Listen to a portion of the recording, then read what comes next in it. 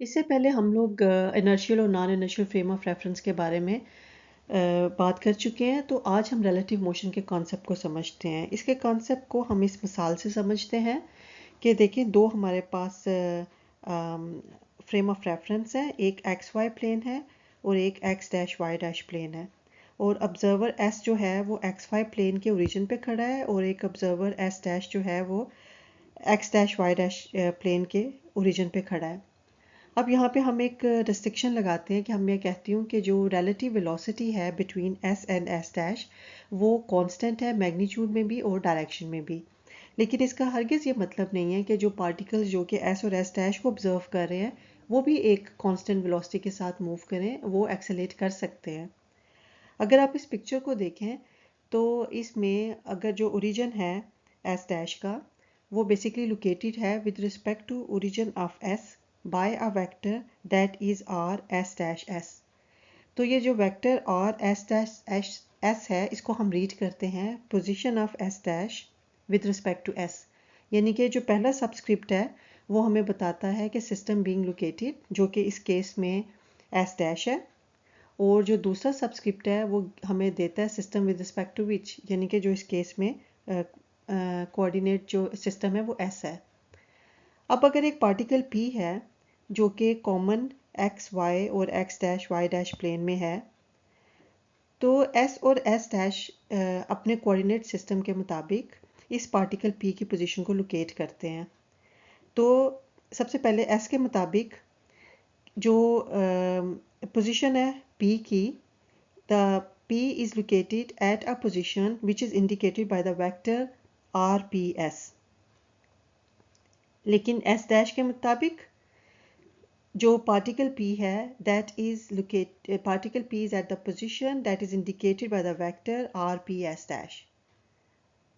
अब हम इस फिगर से इन तीनों वेक्टर्स के दरमियान में एक रिलेशनशिप को लिख सकते हैं। वो क्या होगा? that RPS is equals to R S dash S plus R P S dash। अब अगर मैं यहाँ पे commutative law of vector addition use करूँ तो मैं इसको यूँ भी लिख सकती हूँ R P S is equals to R P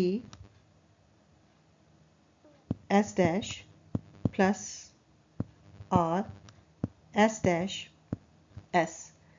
यानी कि ये वाली इक्वेशन इन वर्ड्स में क्या होगी? That the position of P as measured by S is equals to the position of the P as measured by S dash plus the position of S dash as measured by S।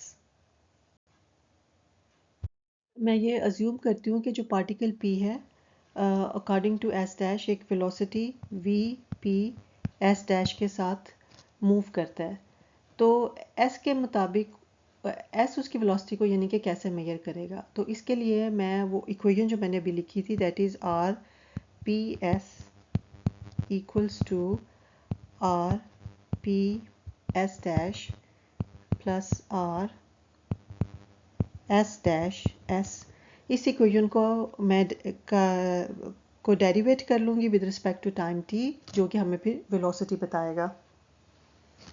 तो ये D R P S divided by dt is equals to drps dash divided by dt plus drs dash s divided by dt.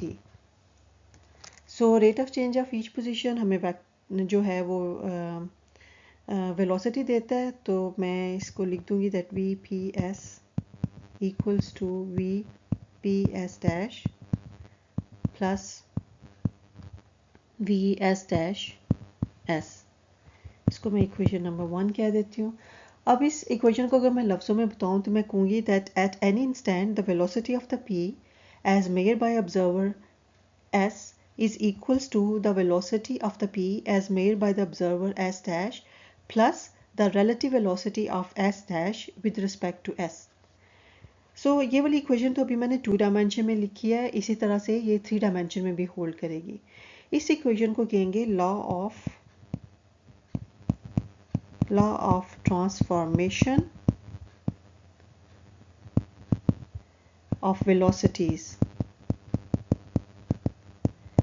इस law के मुताबिक अगर एक observer की velocity एक frame of reference S dash को दूसरे फ्रेम ऑफ रेफरेंस एस में ट्रांसफॉर्म कर सकते हैं अगर हमें दोनों फ्रेम ऑफ रेफरेंस की रिलेटिव वेलोसिटी के बारे में इल्म है। तो ये जो लॉ है ये बेसिकली क्लासिकल फिजिक्स में भी होल्ड करता है, बल्कि इनफैक्ट हम इसको कहेंगे कि हम इसे कहते हैं that is the Galilean form of the law of transformation of velocities।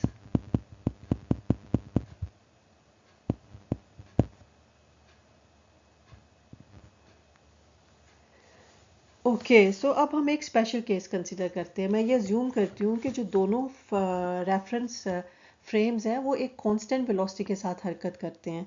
अगर कांस्टेंट वेलोसिटी के साथ हरकत करते हैं इसका मतलब है इस इक्वेशन नंबर 1 में ये जो टर्म है ये कांस्टेंट है। तो इसको फाइंड आउट करने के लिए अगर मैं इसी वाली यानी कि इसको देखते हैं, मैं अगर एक्सेलेरेशन फाइंड आउट करना चाहिए इसको, तो मैं इसका डेरिवेटिव फाइंड आउट करती हूँ। सो डेरिवेटिव फाइंड आउट करने के लिए इसको मैं इस इक्वेशन का that is will be D V P S divide by D T equals to D V P S dash divide by D T plus D V S dash S divided by D T. तो ये जो last term है चूँकि constant है तो last term जो है इसका डेरिवेटिव जो है वो ज़ीरो हो जाएगा। तो इसका मतलब है D V P S divided by D T is equals to D V P S dash divided by D T. तो मैं इसको ऐसे भी लिख सकती हूँ क्योंकि ये एक्सेलेरेशन की इक्वल है A V P S is equals to A P S dash, यानी कि जो एक्सेलेरेशन है p का acceleration of p measured by s observer s and the acceleration of the p measured by the observer s dash they are equal, यानी कि acceleration of p measured by both the observers is equal identical। दूसरे लफ्ज़ों में हम ये कह सकते हैं कि अगर एक ऑब्जर्वर कहता है कि एक पार्टिकल p कांस्टेंट वेलोसिटी के साथ हरकत कर रहा है तो दूसरा ऑब्जर्वर भी यही कहेगा, एज लॉन्ग एज जो दूसरा ऑब्जर्वर है वो एक ऐसे फ्रेम ऑफ रेफरेंस में है जो पहले ऑब्जर्वर के फ्रेम ऑफ रेफरेंस के साथ एक कांस्टेंट वेलोसिटी के साथ हरकत कर रहा है। ओके सो ये जो इक्वेशन नंबर 1 है ये भी शो कर रही है कि कैसे न्यूटन के लॉज हैं वो एक इनर्शियल फ्रेम में होल्ड करते हैं। इसके अलावा अगर आप देखें कि अगर एक ऑब्जर्वर ये मालूम करता है कि न्यूटन के लॉज जो हैं वो वैलिड हैं, तो हर ऑब्जर्वर जिसका frame of reference observer S के फ्रेम ऑफ रेफरेंस के साथ कांस्टेंट वेलोसिटी के साथ हरकत करेगा तो उसके लिए भी न्यूटन के जो लॉज हैं वो वैलिड होंगे।